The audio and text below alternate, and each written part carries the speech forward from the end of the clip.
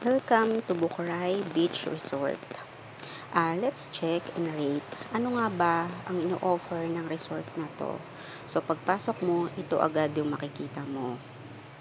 As we can see, malinis naman yung lugar.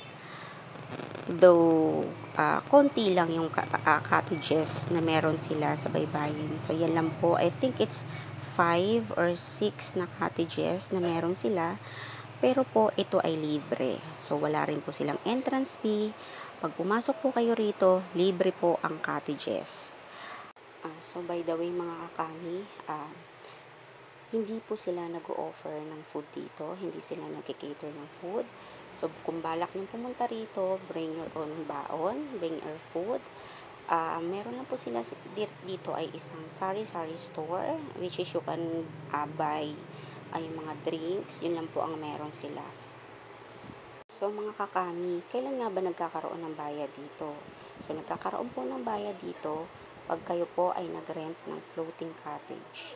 Ang floating cottage po is worth 1,500, including ang balsa at isang bangka. So, kung buong araw kayo, 24 hours kayo mag-i-stay dito, ang balsa at bangka ay maiiwan po sa tabi ng inyong floating cottage. So, pwede nyo po yung gamitin the whole time na mag-i-stay kayo dito.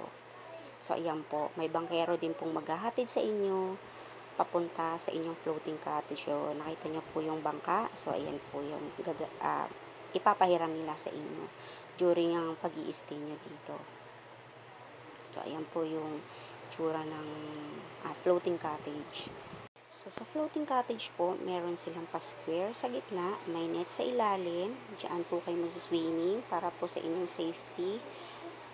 Lalong-lalo na po para sa mga bata kasi may kalaliman po ang tubig dito.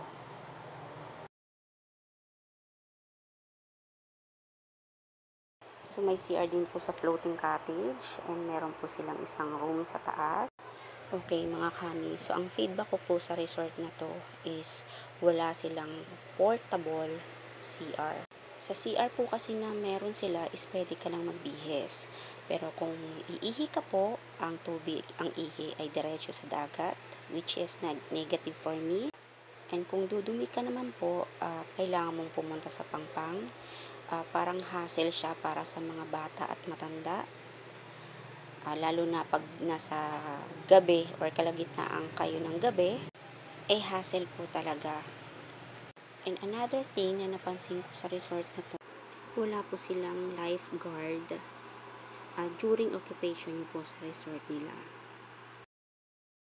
Thank you for watching.